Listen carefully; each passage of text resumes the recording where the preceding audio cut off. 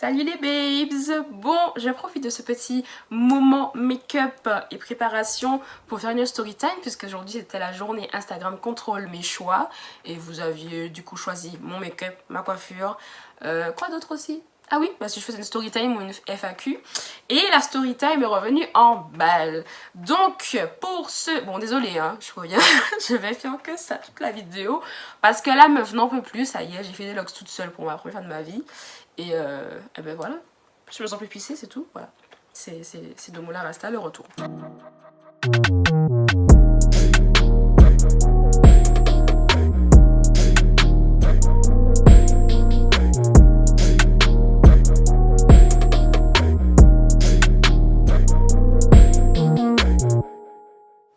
Du coup, ceux qui ne sont pas sur Snapchat, je vous fais la story time du chauffeur Uber.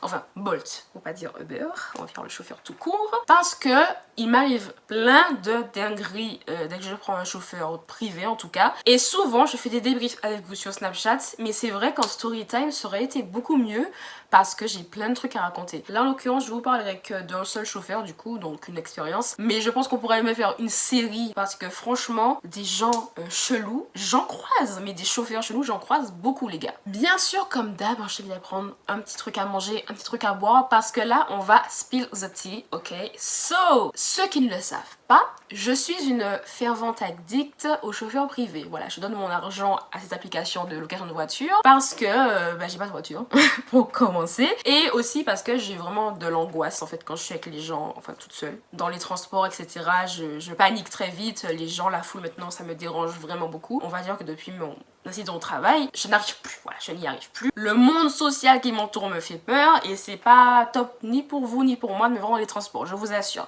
Bref, du coup, tous mes déplacements se font pratiquement en Uber et Bolt et Free Now, je sais plus comment ça s'appelle, enfin bref, un chauffeur privé. Ouais, on va dire chauffeur privé, ce sera plus simple. Nous sommes donc en début d'année, je crois janvier. J'avais la date exacte, mais je ne me rappelle plus exactement, donc je la noterai là quelque part. Parce que j'ai tout noté, bien sûr, j'ai fait des captures d'écran de tout ce qui s'est passé. Du coup, je me rejoins une copine à moi qui habitait à Poitiers. C'est très important de retenir ce petit détail-là. Parce que du coup, je vais à Gare Montparnasse, je commande un Bolt. Le karma a fait que j'ai eu hyper faim, je me suis réveillée super tôt, ce qui arrive vraiment rarement en général, parce que j'attends chez moi jusqu'à l'arrivée du chauffeur.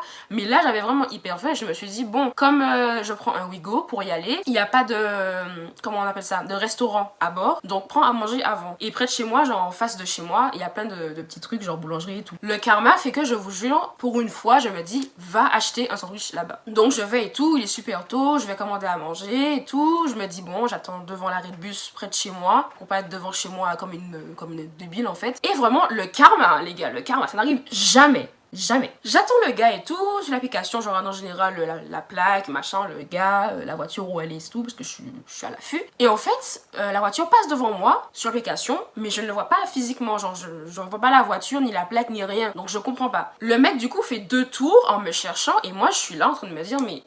c'est pas possible, il passe devant moi et derrière moi, dans les deux cas je peux le voir et je le vois pas, genre je vois pas la voiture. Et en fait au bout du deuxième tour qu'il fait, je l'appelle et je lui dis mais vous êtes où? Il me dit ouais je suis dans la rue à côté, nanana. Et je comprends en fait que la voiture n'est pas la même.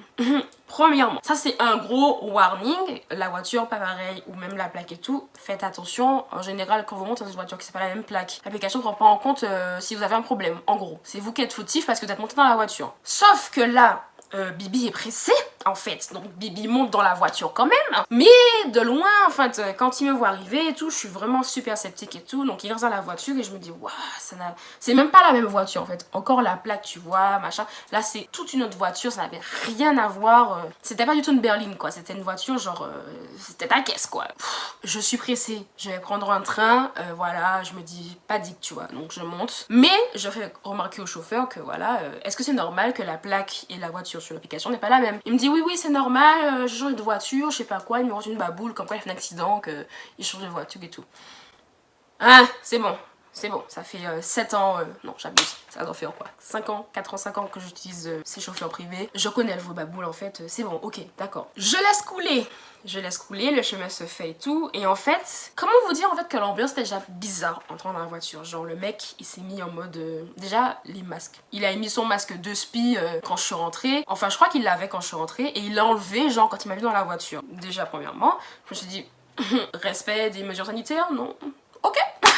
Ok, moi je garde le mien, c'est comme tu veux. Et en fait, à peine installé, il a réglé son rétro en mode pour me regarder quoi, pour mater la banquette arrière. Donc lui il était côté conducteur et moi je suis derrière le côté passager. Donc clairement il a vu sur moi comme ça et aussi par le rétroviseur. Je vous laisse apprécier ce magnifique highlighter 5 secondes, waouh. Moi je me dis, chelou votre gars, il est là, il règle son rétro pour me regarder. En plus, j'étais pas habillée un truc de ouf. La tenue ne justifie rien, de base. Mais là vraiment j'étais pas habillée un truc de ouf. Là j'avais une combinaison noire que j'avais montrée dans un haul Fashion Nova, une combinaison entière noire et tout. Le seul truc qu'il y avait c'est que j'avais un petit décolleté et tout parce que voilà. Mais c'était pas un truc de folichon. Surtout que j'avais ma doudoune sur moi parce que je l'avais gardée, il faisait assez froid. J'avais mon sac sur moi. À ce moment là quand il a commencé à régler le rétroviseur, je commençais à enlever ma veste. Et quand j'ai vu qu'il a fait ça, je l'ai remise sur mes épaules, genre comme ça. Vous voyez, je l'ai laissée ouverte mais juste là. Du coup on commence le chemin et tout. Et direct le mec entame ma discussion. Alors comment ça va, nanana, comment tu t'appelles et tout nanana. Le nom est marqué sur l'application donc tu peux pas lui mentir. Et voilà, Domoina, nanana, il me dit t'as quel âge? Oh j'ai 23 ans, machin machin. Moi des Uber qui parlent, j'ai l'habitude. On va pas se mentir, j'ai souvent rencontré des chauffeurs, je prends leur numéro à la fin parce qu'ils sont super sympas et qu'ils habitent près de chez moi et qu'ils me disent voilà si tu veux faire une course en dehors de l'application, vas-y appelle-moi. J'en ai eu plein. On n'envoie pas des messages, on n'est pas poteau. Juste les appelle des fois quand il n'y a pas de chauffeur sur l'application disponible, je les appelle eux ils viennent tu vois. Donc ça m'a pas dérangé de parler avec lui. Sauf qu'après il a commencé à devenir un peu chelou, genre insistant tu vois. Donc il me dit ouais du coup tu vas où et tout, je vois que tu vas à la gare mais tu vas où machin, tu prends le train pour aller où. Franchement je vous dis ça c'était vraiment l'instant. Je me dis mon instinct m'a dit qu'il est chelou. Je lui ai baboulé un truc, je lui ai dit j'allais à Bordeaux. Il me dit ah ouais tu vas à Bordeaux et tout, il fait beau là-bas nanana, apparemment les températures et tout, c'est cool, tu vas t'amuser, tu vas faire un petit week-end avec tes copines et tout. Du coup je lui ai dit oui je vais avoir une copine, je vais passer le week-end avec elle, je vais voir des amis nanana. Et là la grosse phrase de Charo à son paroxysme, ah ouais est-ce que tu m'emmènes avec toi? Oh du coup moi je suis là en mode donc moi j'ai le masque bien sûr, donc il capte pas vraiment mon visage, même si je pense que ça se voit dans mon regard. Mais j'étais en mode pas du tout en fait, pas du tout. Et je sais plus ce qu'il m'a dit parce qu'il a en fait, il m'a même pas donné le temps de répondre aux questions, il enchaînait comme ça. Donc c'est un moulin à paroles le mec. Pire que moi, il est là, il enchaîne des questions gênantes sur gênantes quoi. Et là il me dit ouais j'espère que tes copines sont toutes comme toi, j'aurais trop aimé que tu me présentes tes copines, nanana, présente des copines. Est-ce que j'ai une tête de proxénète? C'est pas que mes copines ce sont des filles de joie, mais c'est bon, flemme, toute la journée on me demande de présenter des copines, c'est bon en fait, déjà j'en ai pas 45 000 de copines, et puis même en fait c'est pas mon but quoi. Donc je lui ai dit pour rigoler, en pensant le faire je lui ai dit mes copines ce sont toutes des garces hein, donc je crois pas qu'elles voudront bien de toi tu vois. Il a réussi à me répondre quoi? Ah j'adore les garces, ce sont des salopes et tout, moi je le prends, c'est ça qu'on aime, c'est ça qu'on veut. Honnêtement, je vais pas vous mentir, il a tellement parlé, je crois que je vais oublier plein de trucs, mais il m'a posé plein de questions déplacées, comme gênantes en fait. Je réagis pas, genre je suis choquée, je suis là comme ça. J'allais oublier ça. En fait, après qu'il me demandait où j'allais pour prendre le train, etc. Il me demande si l'adresse où il m'a récupéré c'était chez moi. Je lui dis oui c'était chez moi, mais c'était aussi chez mon mec, parce que je précise quand même que j'ai un gars, tu vois. Faut bien mettre les bases, parce que s'il croit que je suis toute seule, j'ai pas envie. Donc je lui ai dit oui c'est chez mon mec aussi, on habite ensemble. Direct, y a pas de question, je suis en couple, voilà, tu sais au moins, voilà. Il me dit ah ouais c'était chez ton mec, t'es sûr que c'était chez ton mec et tout, non. Je lui dis oui c'est chez mon mec et moi on habite ensemble. Je lui précise bien et tout. 2 fois. T'es sûr que c'est pas chez ton mec seulement ou que c'est pas que chez toi? Non tu peux me dire hein, si t'habites seule et tout. Je lui dis non on habite ensemble, c'est chez mon mec et moi. Et il me dit ah ouais depuis combien de temps vous êtes ensemble et tout? Je lui dis 4 ans. Il me dit ah quand même ça fait longtemps et tout, ça va bien, ça se passe bien entre vous deux et tout. Je fais oui très bien merci. Mais le mec il insiste hein. Et en fait il me pose 2-3 questions et après il remet toujours la même question en mode ouais mais t'habites toute seule du coup Frère, je t'ai dit qu'on habite ensemble, tu veux quoi de plus? Et c'est là que je me dis, heureusement, il m'a pas récupéré mon adresse, il m'a récupéré devant la boulangerie. Donc du coup, tu sais pas où j'habite exactement parce que t'as pas mon adresse sur l'application en général. Tu l'as quand tu vas me chercher, enfin, la géolocalisation, mais t'as pas mon adresse exacte. Donc je suis super contente qu'il ne l'ait jamais eu en fait, au final, heureusement. Mais en fait, il insiste, il me dit, ouais, mais du coup, t'habites où? Non, il y avait du monde, t'étais à un arrêt de bus. Je fais, non, j'habite pas très loin, mais je précise rien, Walou, ne sait rien de ma vie, voilà, ne sait rien de ma vie. Mais c'est un gars relou, il a forcé jusqu'au bout. Il me dit ouais, du coup ton mec, il est de quelle origine? Je sais pas, il s'attendait à quoi? Je lui dis bah on est tous les deux antillais, on est tous les deux de Martinique. Et puis il me dit ah ouais t'es Martiniquaise, attends Martiniquaise apparemment ils aiment trop baiser, est-ce que t'aimes baiser? pardon. En fait, au-delà du cliché que t'es en train de donner, tu me gaves. Et là, ces questions-là, en fait, elles arrivaient, on passait l'autoroute. Donc, comment te dire que même si je voulais faire un coup d'actuerie, descendre de la voiture, prendre ma valise, impossible. En plus, le mec, il prenait que des chemins chiens bizarres. Ah oui, ça aussi, pendant qu'on parle, en fait, il pense que je vois pas l'itinéraire. Donc, il fait des détours. Le mec fait des détours. Déjà que je vais à la gare, tu fais des détours, tu rallonges le trajet. Donc, je me dis, chelou, lui, pourquoi tu prends des détours comme ça? Maintenant, je dis rien parce que je me dis, bon, peut-être que c'était bouché ou quoi, peut-être que j'ai pas fait attention, il y avait un truc et tout. Donc, pour l'instant, je dis rien. Mais quand je vois qu'il commence à être insistant et super chelou, je fais attention à la rue, je fais attention à l'itinéraire, je regarde un peu plus le GPS, machin. Je vous fais la scène, hein, pendant que là, on est en train de parler des fois, ou bien quand il y a des petits blancs parce que je réponds pas, il fait ça. Attention, grande performance d'acting. Il a pas le masque, hein, je vous précise, il a pas le masque. Mais vraiment, imaginez vraiment un gars bien dégueulasse, genre le pervers par excellence et puis il vous rate comme ça. Genre de haut en bas, le mec il me scrute. Là je me sens clairement un petit peu en danger. Je me dis ouais c'est chaud, tu fais des détours, tu me parles de cul. Apparemment tu me dis que j'aime bien baiser je sais pas quoi. Tu me demandes si j'habite toute seule et tout. Vous savez il y a des warnings, il y a des trucs tu te dis attention. Et vraiment le comment il m'a regardé, je me suis dit ok là c'est pas normal du tout. Au-delà des questions super dérangeantes, là tu me regardes de manière super déplacée. Je me suis sentie vraiment touchée du regard. Genre on m'a touchée, alors sans rien me faire physiquement, je me suis sentie dégueulasse. J'ai refermé ma doudoune. J'ai pris mon sac, je l'ai mis sur moi comme ça. Et il a vu ça, il a vu que je me suis vraiment enfermée sur moi-même et tout. Et il m'a dit ça va, t'es à l'aise, t'as pas trop chaud et tout. Je fais non, non, ça va, merci beaucoup. Mais t'es sûre, tu peux ouvrir la fenêtre si t'as trop chaud, non, non, non, tu peux te mettre à l'aise. Je me dis non, non, ça va, merci beaucoup. Et je suis restée comme ça, les gars. Il me dit ouais, du coup, est-ce que tes copines, je serais leur style de mec et tout. Je lui dis franchement, je pense pas. Mes copines ne sont pas trop sur ça. Et en général, toutes les copines que j'ai, en tout cas le plus de copines que j'ai, c'est soit des gars, soit elles sont en couple. Après, il me dit quoi? Il me dit ouais, de toute façon, les filles en couple, même si elles sont en couple, tu peux quand même faire des trucs. Il y en a, c'est des vraies cochonnes. Soit t'as déjà fauté avec ton mec et tout. J'étais en mode. Du coup, sur le coup, je crois que je lui ai pas répondu. En fait, il y a plein de trucs auxquels j'ai pas répondu. Mon regard a parlé à ma place. Parce que je suis dans mon siège comme ça et je te fais des. Hein? Du coup, il y a plein de trucs qui s'est répondu tout seul. Mais c'était vraiment lourd, lourd. Et le trajet a duré 30 minutes avec ce mec-là. 30 minutes, donc vous imaginez même pas la gêne. Oh mon dieu. Mais du coup, il insiste, il insiste, il insiste. Il me dit oui, tu vas où, tu vas où. Et en fait, dans toute la discussion, parce qu'il faisait que parler, les gars. Toute la discussion, je lui dis ouais, je vais à Poitiers. Malheureuse, malheureuse, malheureuse. Mais pourquoi? Pourquoi? Pourquoi? Pourquoi? J'ai envie de te dire, depuis le début, je fais mon rôle. Ouais, nanana, Bordeaux, je sais pas quoi, nanana. Et là, je lâche Poitiers. Il me dit, mais t'es sûr, tu vas à Bordeaux ou tu vas à Poitiers du coup? Je lui dis Bordeaux, Bordeaux. Il me dit t'as pas l'air trop sûr, tu veux pas en train de me mentir toi, ma petite cachotière? Je suis en mode non, non, non, non, non, je vais à Bordeaux, je me suis trompée, j'ai confondu, nanana. J'ai peur moi, attends. Et puis je sais plus, il m'a dit tellement de trucs, les gars, il a continué, genre ouais. Est-ce que si t'aurais été célibataire, est-ce que je t'aurais intéressé et tout? Frère, tu ressembles à une omoplate cassée, piétinée sous un éléphant, je sais pas comment te décrire ça, pas du tout en fait, mais pas du tout, genre même pas avec un bâton, dernier homme sur terre, je vais te toucher. Honnêtement. Mais le gars il insiste, il me demande vraiment. Du coup pour pas blesser son petit cœur de pervers, tu vois, je lui ai dit non désolé, je suis en couple, en plus tu m'intéresses pas trop, t'es pas mon style de mec et tout. Gentiment. Faut pas être brusque avec ces gars, tu sais pas, à tout moment il me fait un coup de frein et puis il me démarre dans la voiture, je suis comment? Il me dit mais t'es sûre, c'est pourquoi? C'est là, c'est parce que j'ai les cheveux rasés et tout. J'étais en mode non pas du tout. Il me dit c'est parce que j'ai pas une bite de noir, je suis en mode comment ça? Il dit ouais, si j'étais un noir, tu penses que tu m'aurais kiffé? Je suis en mode oh mon dieu, on part dans ce genre de questions là? On part vraiment dans ça? Bref, il continue son charabia et tout. Il me dit pourquoi tes copines me font pas me kiffer et tout? Tu sais, je suis pas si vieux que ça, non non non, tu me donnes quel âge? Oh là là, la question, moi déjà je suis nulle, tout le monde je l'ai vieilli. Si toi je suis t'as 50 ans, ça va pas trop le faire. Je lui ai dit, du coup je lui dis ça, je lui dis bah excuse-moi, je suis pas très douée dans ça, je préfère pas te donner d'âge parce que si tu te vexes, moyen. Il me dit maintenant dis un âge, dis un âge, dis un âge. Je lui dis bah allez, 40 ans pour être gentil.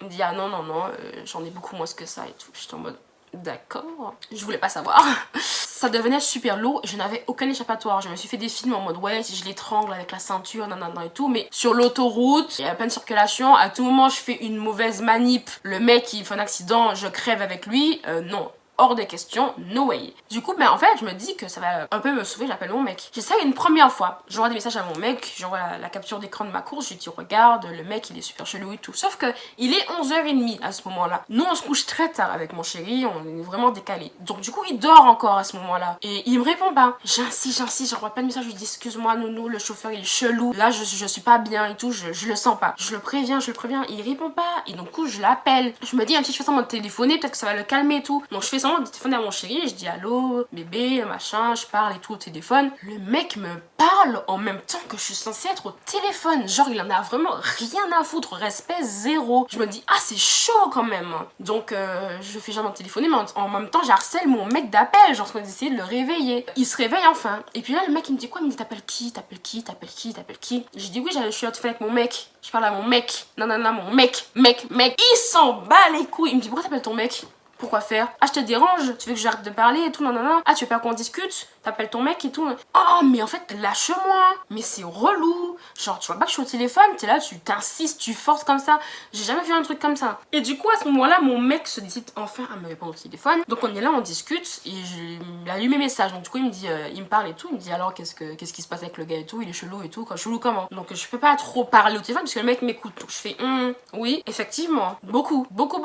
Dans ces moments-là, tu vois, je me dis, j'aurais aimé super bien parler créole, genre avec l'accent de ouf, genre Bande d'un maman. la vraie gaza, tu vois, impossible. Si je mets à parler créole, tu comprends très clairement ce que je vais dire. En fait, c'est super francisé, je n'ai pas du tout l'accent, on va pas se mentir, j'ai pas été élevée dans la culture de les filles parlent créole. Moi c'était vraiment les filles parlent pas créole, c'est mal élevé et tout, et j'ai grandi comme ça, faut pas m'en vouloir, voilà. Bref, donc je parle pas créole avec mon mec au téléphone. J'aurais bien aimé mais c'est pas possible. Et le mec est là, il insiste. Et en fait mon mec au téléphone il pète un câble. Il se dit mais je suis même pas dans la voiture avec toi, machin. Le mec il fait le forcing et en plus j'entends le mec parler en même temps que lui au téléphone en mode gros manque de respect. Et genre je le vois dans le rétro, il est fâché. Genre le mec il est énervé, genre je suis au téléphone et tout. Il est comme ça. Ses pieds sont en train de faire tachycardie quoi.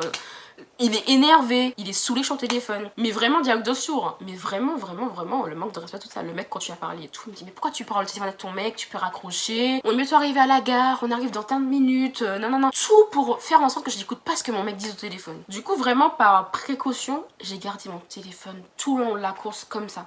En mode comme ça, je suis au fond de la voiture, je suis camisolée comme ça. Mon mec est en train de me rassurer. Il est moitié endormi, mais il est en même temps sur le kiv, au cas où tu vois. J'envoie ma course, j'envoie le descriptif de la personne, puisque tu as accès au profil du chauffeur sur l'application. Et là, on arrive près de la gare. Moi, je suis quelqu'un, je vais prendre tout le temps le train. Je sais très bien en fait où on est dans Paris à ce moment-là. Et je sais qu'à une rue près, je suis à la gare Montparnasse. Donc je lui dis, je vais descendre là, tu vois. Il fait un premier détour. Mais il croit que je connais pas. Franchement, je crois qu'il a pensé que je suis bête. Donc il fait un détour et tout. Je lui dis, non, mais la gare c'était par là, hein. Il me dit, non, t'inquiète, je fais un raccourci. Je fais un. Je sais très bien que tu mens. Donc je suis là, je me dis, oh, chaud, tu veux vraiment me faire un truc du style. Heureusement, il est super tôt, mon train était à 13h, un truc du style. Il était genre, allez, à ce moment-là, il était 11h40, je crois. On arrive à la gare, il fait des détours. Je crois que je perds 10 minutes dans des détours, comme ça. Et je lui dis, non, mais tu sais quoi, pose-moi ici. Arrête la course ici, je peux descendre, je vais marcher, je prends ma valise et tout. J'avais une petite valise, c'était pratique pour courir, c'était le bon, j'avais des tennis. Je me suis dit, allez, dépose-moi là. Ma porte est verrouillée de l'intérieur. Donc bien sûr, il faut que Bibi se décide à me laisser sortir.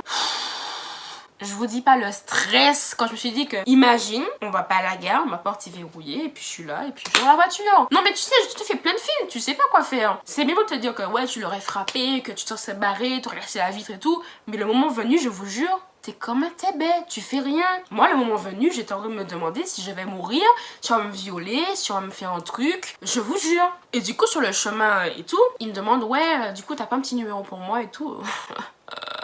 Non, je lui dis non, désolé, je sais pas mon numéro comme ça. Il me dit non, mais c'est pour garder au cas où t'es dans une course beurre ou une course machin, s'il y a pas de chauffeur sur l'application et tout, tu peux m'appeler, je viens. Je lui dis non, t'inquiète, ça ira, j'ai pas de contact pour les chauffeurs privés, ça ira, t'inquiète. Il était sûr, prends mon numéro et tout. Au pire, tu sais quoi, prends juste le mien, je prends pas le tien, et puis si tu veux, tu m'appelles quand tu veux. Donc je lui dis non, t'inquiète pas, ça ira, merci beaucoup, y a pas de souci. Il dit quoi, je te plais pas, c'est ça? Je te plais pas?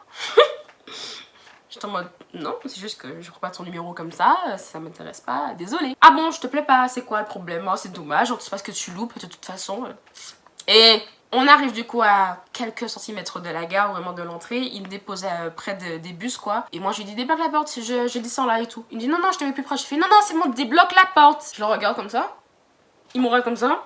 Il me débloque la porte. J'ai pris ma valise d'une vitesse les gars. Mais à une vitesse. Je vais du coup vers la gare. Je me retourne. Il a baissé la vitre. Il me regarde partir. Pourquoi faire? J'étais en tachycardie, genre le mec il s'est vraiment mis sur le côté, a baissé la vitre et il me regarde marcher. J'ai accéléré le pas d'une force, à peine dans l'escalator de la gare Montparnasse, j'ai commencé à taper ma revue pour Bolt, pour signaler le mec parce que c'était invivable. Et encore là je suis sûre j'oublie plein de trucs parce que la discussion, je vous jure, 40 minutes de trajet c'est long, c'est super long. Bref du coup je suis allée prendre mon train et tout. Je me suis dit, ah l'angoisse, il manque plus, tu sais, qu'il ait noté la géolocalisation quelque part et qu'il me cherche un jour. Je me suis fait des films. Dans ces situations-là, le pire, c'est le service client. C'est là que tu vois l'application, comment elle réagit à ce genre de problème. C'est le service client. C'est-à-dire que moi, je suis quelqu'un, je le dis tout le temps sur Snapchat, il y a un problème, je le signale. Il y a un truc, je le signale. T'as pas le masque, je signale. Tu as oublié un bonjour, je le signale. Le moindre truc, je signale. T'as fait un détour qu'il fallait pas avec moi, frère. Je te signale. Alors là, je suis la plus relou en Uber, mais heureusement, mon Dieu, je crois que c'est grâce à moi qu'il y a des chauffeurs en moins et des chauffeurs assez bizarres, parce que je vous signale tout le temps, genre il y a un truc qui va pas, je vous le dis. Franchement, je n'ai aucun problème à mettre des commentaires, à mettre des mauvaises notes. Si c'est pas bon, c'est tout. Autant moi, je sais que je suis une cliente vraiment exécrable des fois parce que je parle pas. Je suis pas quelqu'un de très sociable, je prends le chauffeur et puis c'est tout. Je me mets dans la voiture, tu te tais, je me tais, tu conduis, j'arrive chez moi. Merci, au revoir, et je pars en fait. En tout cas, je fais mon petit mail au service client. Vous savez ce qu'ils me disent? Je vous mettrai la capture d'écran à côté.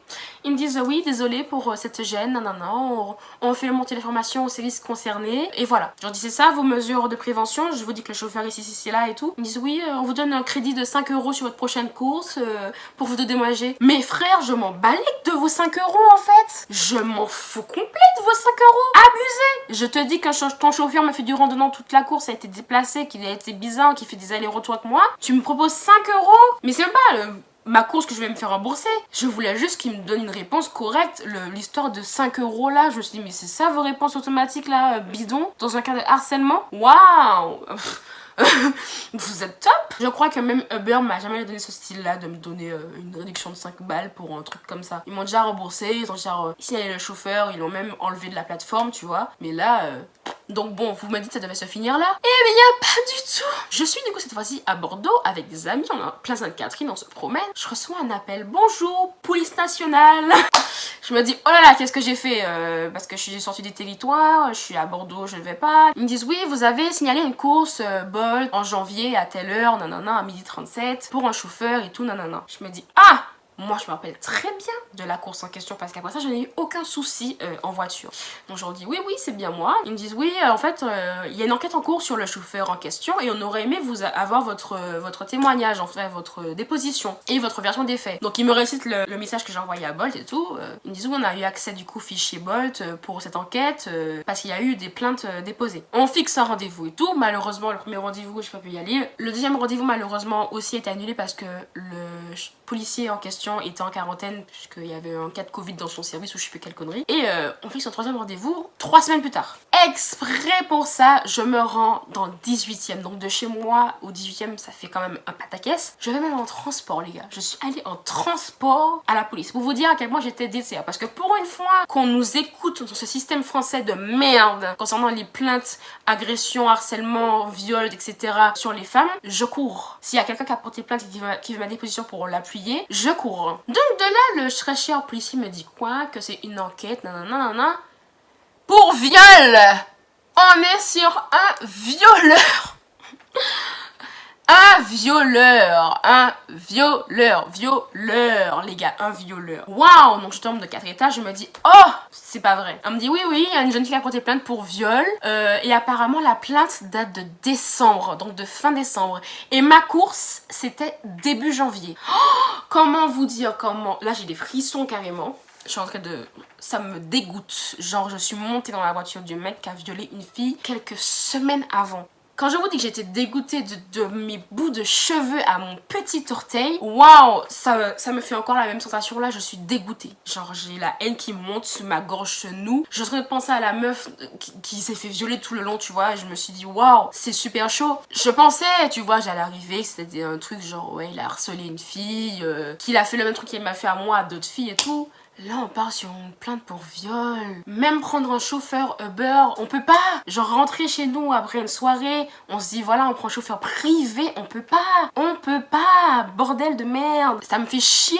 Donc voilà, je mets ma déposition, je raconte tout ce qui s'est passé. Je crois que j'ai donné plus de détails que maintenant parce que juste c'était encore un peu plus frais et que j'avais déjà ressassé le truc avant. On montre du coup une planche avec les profils et tout. Ah vas-y, sa grosse tête là. Oh non, ça m'a dégoûté. On m'a donné le nom de la fille. Je l'ai retenue, je l'ai encore là. Enfin, je l'ai trouvée nulle part, ni sur les réseaux sociaux, ni sur nulle part. Apparemment, je peux pas la contacter, c'est des conseillers, ils veulent pas. Franchement, si je l'avais trouvée, je lui envoie un petit message. Parce que si ma déposition peut faire avancer sa plainte, c'est ce que je veux. En France, la culture du viol, c'est pas un mythe, c'est réel. Genre ici, t'es une femme, tu te fais agresser, on s'en balèque. Genre, c'est un policier sur combien qui prend ta plainte. Même moi, quand j'ai voulu porter plainte pour harcèlement, pour agression, mes plaintes sont pas prises, il a fallu combien de trucs pour qu'on puisse m'écouter, on me prend pas au sérieux, on oublie des trucs dans ma déposition, on me demande ouais comment vous étiez habillée, les remarques et tout. Alors pour une fois qu'il y a un petit monsieur, et en plus c'était un monsieur et tout, il était vraiment à fond dedans, j'ai donné tout ce que je pouvais, mon numéro, tout, j'ai donné...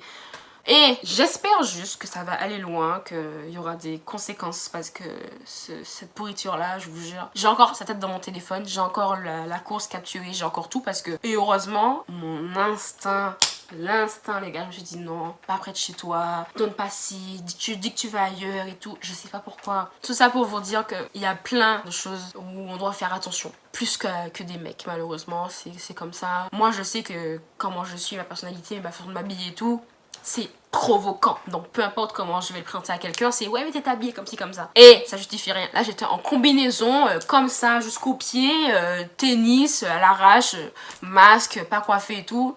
Et il n'y a rien qui justifie ça. Morale de l'histoire, si vous voulez des conseils, franchement, les filles, ne montez pas dans une voiture qui n'a pas la même plaque que sur l'application. Du moment que c'est chelou, vous appelez quelqu'un, vous prévenez. Bizarrement, je pense qu'il y a eu plein de gens qui ont porté plainte ou signalé des chauffeurs Uber ou Bolt. Parce que fin janvier, je vous jure, fin janvier, je vais vous mettre les deux messages ici. Bolt et Uber ont envoyé des messages, enfin un mail, pour dire qu'ils ne supportent pas le harcèlement fait aux femmes pendant leurs courses et tout sur l'application.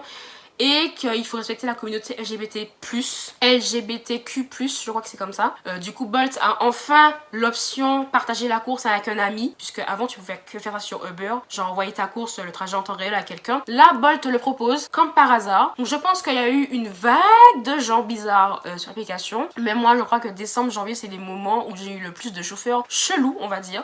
Moi, je dis juste bravo aux gens qui ont le courage d'aller témoigner, porter plainte, etc. Parce que c'est pas facile. Je sais pas quoi dire de plus, à part que je suis vraiment désolée pour ce qui vous arrive. Parce que elle, j'étais vraiment... Je me suis mis à sa place. J'ai pleuré intérieurement. J'ai pas réussi à sortir de larmes sur le coup. J'ai pleuré chez moi par contre. Quand j'arrive chez moi, que je me suis fait le débrief de la course et que j'ai pensé à la meuf, je me suis dit bon, ça aurait pu être moi quoi. J'ai pris la course avec ce gars-là 2 semaines après son incident à elle. Donc ouais, ça te fait réfléchir. Vous dites toujours où vous êtes, le téléphone chargé, un chargeur dans le sac parce que dans la voiture le téléphone qui tombe en rade c'est pas top. En plus à la suite de ça j'ai eu plein de témoignages de filles sur mes réseaux qui m'ont raconté leur expérience Bolt, Uber etc.